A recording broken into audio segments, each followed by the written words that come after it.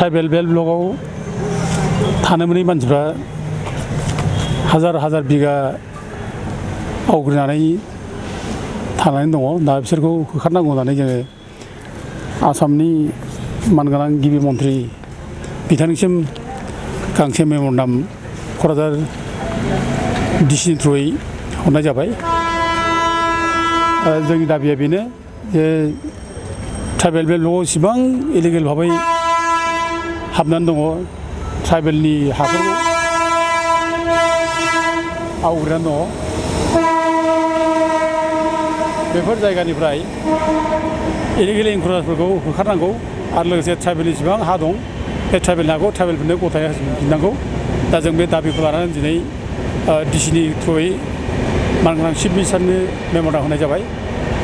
दा बावैसो सिगांफ्रावनो आसामनि चिफ मिनिस्टारा बुंबाय थादों जेसेबां एनक्रोचार दं इलिगेल हाबनानै थानाय हाफ्राव ट्राइबेल बेल्टआव हाबनानै थानाय बा गभर्नमेन्ट हाबनानै थानाय बेफोरखौ होखारगोन होननानै हिमन्त बिश्व शर्मा बिथाङा बुंबाय थादों। दा जों बेखौनो जों बांसिन जर होनानै दिनै जोङो मेम'रेन्डाम गांसे हरनाय जाबाय। दा बे मोनसे सुजुग जोंनि थाखाय जे दिनै मानगोनां चिफ मिनिस्टारनि जेराव माने इलिगेल एनक्रोचारफोरखौ होखारनायनि बाथ्रा बुंयोब्ला जोंनि थाखाय बे गिदिर सुजुग, जों बे सुजुगखौ जों लानांगौ। आरो जोंनाथ' आयेनानो दंखायो जे ट्राइबेल बेल्ट ब्लकनि प्रटेक्सननि थाखाय जोंहा माने चेप्टार 10 दंखायो। दा जों चेप्टार 10 बादियै जेसेबां इलिगेल हाबनानै थानाय बेखौ होखारनांगौ बे रोखा आयेन दंखायो। आरो लोगोसे बिनि बादैबो 2019आव जोंहा अनारेबल हाइकर्टआ मोनसे अर्डार होदों जेसेबां इलिगेल एनक्रोचार जादों बिसोरखौ बेल्ट ब्लकआव हुरनांगौ होननाय बेबायदि अर्डार दंखायो। दा गथिखे बेफोरबायदि एथ' आयेन थासेयावबो एथ'बां हाइकर्टनि अर्डार थासेयावबो जों बेखौ मावनानै लानो हायाब्ला जोंनि थाखाय खोब दुर्भाग्य बे। जों बेखौ माने मावनानै लानो हानांगौ जेरैखिजाबो। दा जोङो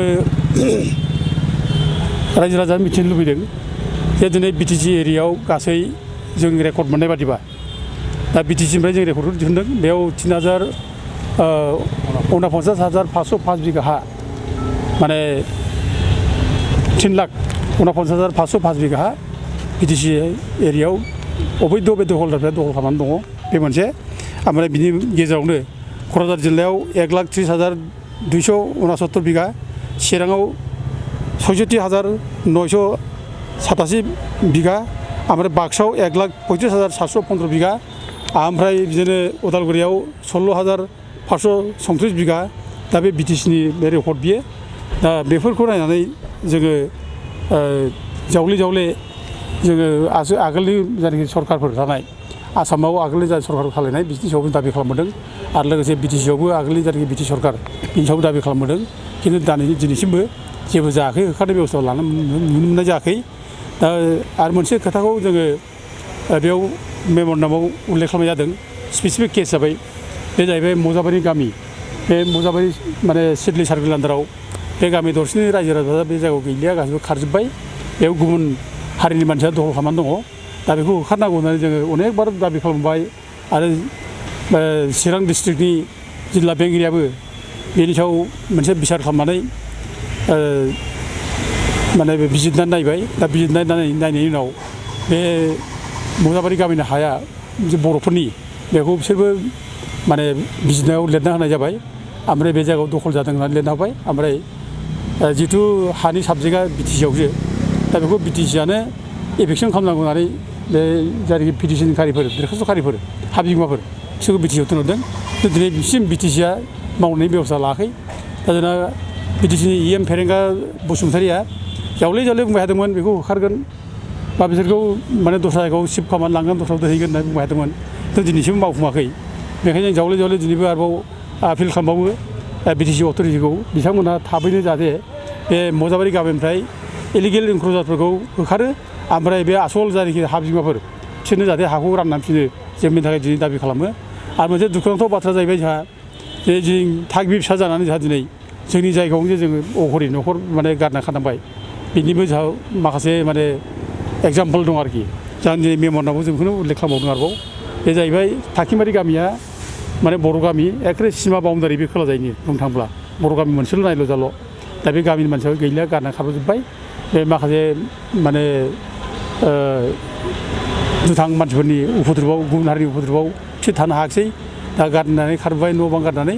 दा बिसोरो क'क्राझारनि बे फ्लाइअभार गाहायावनो दंलाबायो दखान होनानै दङ दा गथिखे बिसोरखौ दोनहैफिननायनि बेब'स्था लानांगौ आरो बिसोरनो माने कम्पेनसेसन होनांगौ दा बेखौ जों जावले जावले दाबि खालामबोदों खिन्थु रावबो नायखंख्रियाखै बे दुखुनांथाव बाथ्रा गावनि जोनोमपुरियाव गावनि बर' फिसाया गावनि जायगायावनो आलाय सिलाय जानानै थानांगौबा बेनिफ्राय दुखुनांथावसिम मा बाथ्रा थानांगौ बे बेल' दुखुनांथाव बाथ्रा जों बेखौ दिनै अनारेबोल चिफ मिनिस्टारखौबो जोङो बुंबावनाय जाबाय जों जावले जावले मेम'रेन्डाम होनाय जादों आरो हुरागासे जोङो आसामनि स्पिकारनि दैदेननायाव मोनसे एसेम्बलि टिम फैगोन होननानैबो जोंनो खोथा होदोंमोन खिन्थु फैनाय जायाखिसै जों बेखौ दुखु खालामो बे फैब्ला मोजां जागौमोन मा जामारदों बर'फ्रा बेखौ अब्ला बुजिनो हागौमोन फैनाय जायाखिसै आरो बेबादिनो गसाइगावआवबो जोंहा मोनसे केस दङ बिदिनो माने स्पेसिफिक केस जों बेयाव मेनसन खालामनाय जादों जे गावनि न'खर गारनानै गावनि गामि गारनानै खारनांनाय बे माने बर'फोरनि माने गावनि थागिबि जायगायाव बेफोर खोब दुखुनांथाव दा गसाइगाव साब डिभिजन आन्दाराव जेरै माने फगियागा फुलकुमारि बरगफा माजादाब्रि सिलगाग्रि सुखान बावनाय ओमफ्राय सामथाइबारि दा बेफोरबायदि गामियाव दा जों बर'फ्रा थानो हायाखिसै बे गामियाव गारना खारजोब्बाय गासैबो दा बेखौ दोनहैफिननांगौ होननानै जावले जावले जों मेम'रेन्डाम होदों रायलायदों ओमफ्राय गसाइगाव साब डिभिजन जोङो अफिसारजों रायलायदों जोङो बुंदों दा बिथाङा बिटिसिआव लिरनांदों खिन्थु बिटिसिआ बिनि बेब'स्थाखौ दासिमबो लानाय जायाखै जेबो माने माबानो खबरखौ लायाखै बे दुखुनांथाव बाथ्रा दा दिनै जोंनि गावनि जोनोम जायगायाव जों गावनि माने हाखौ गारनानै खारनांनाया बेनिफ्राय दुखुनांथावसिन बाथ्रा जेबो थानो हाया दा जों बेखौ लानानै जों दुखु खालामो जे दिनै जोंनि जातीय आफादफ्रा दिनै मानो सिरि थादों जोंहा जातीय आफाद दंमोन जातीय आफादफ्रा मानो सिरि थादों जेबो बुङाखै दा बेखौ जों दुखु खालामबाय थायो बिसोर बुंनांगौ अन्तत' दा दिनै फरायसा आफादा बुंनांगौ फंसे खोथा बुङाखिसै ट्राइबेल संघबादि आफाद दङ दिनै ट्राइबेल संघ आफादा जेबो बुङाखिसै दा बिदिब्ला जोंनि माने हा हुआ बोरै निरापद जाबावनो जोंनि रैखाथिया बोरै जाबावनो जोंसो जुदि गावनि जोनोम जायगायावनो हा हु गारनानै खालामनाय जायोब्ला जोंनि अबस्था मा जाबावनो दा बेखौ लानानै जों दिनै दुखु मोनदों आरो लोगोसे जों आपिल खालामो दाबो जों खावलायो बे सुजुगाव सुजुग जोंनि माने जातीय आफादफ्रा दिनै आवाज दिखांनांगौ बुंनांगौ दा जिहेतु आसामनि मानगोनां चिफ मिनिस्टारा माने खोथा होदों जेब्ला जेसेबां माने इलिगेल इनक्लुजारफोर दं होखारगोन होनना बुंदों जेब्ला आरो बे ट्राइबेल बेल्टनिफ्राय होखारनाय बाथ्रा बुंदों जेब्ला बे सुजुगाव दिनै जोंनि माने जातीय आफादफ्रा मानो सिरि थादों मानो फंसे बाथ्रा बुङाखै दा बेखौ जों दिनै बुंदों लुबैदों ओंखायनो जे जोंनि आफादफ्रा दिनै माने बुंनांगौ आरो जिथु जोंहा दुलाराय बर' फरायसाफोरनि आफादगिरि दिपेन बर'आ जिथु दानि बिजेपि सरकारजों खोब क्ल'ज जिथु एर'प्लेन गाखोलायनानै जिथु माने इलेक्सन केम्पेइन खालामो दा बे हिसाबै बेथ' गिदिर माने सोमोन्दो थानाय मानसिया दिनै गावनि जाथिनि जेंनायाव फंसे बाथ्रा खोथा बुंनो हायिया बेथ' खोब दुखुनांथाव ओंखायनो जों खावलायो बिथांमोना इमिडियेट जाहाथे माने गावनि जाथिनि इस्युआव जाहाथे बाथ्रा बुङो आवाज दिखाङो जों खावलायो नोंथाङा बे बिथिङाव नोंथांमोना माने आसामनि गिबि मन्थ्रिखौ लोगो हमनानै बुंदोंमोन दा जोङो लोगो हमनो सेस्था खालामदोंमोन बिराद बेखौ खिन्थु बे इलेक्सननि थाखाय बिराद बेस्थ' दा बे क'क्राझारावबो गिदिंफैदों ओमफ्राय बिटिसिआव जों दाखालि सानबा थानानै थांबाय बे दा जों लोगो हमनो सेस्था खालामदोंमोन बिथांमोननि जानाखि माबाफोर पार्टिनि वार्कारफोर जों एपइन्टमेन्ट लानो नागिरदोंमोन खिन्थु बयबो बुंबाय जोंखौ जे पार्टिनि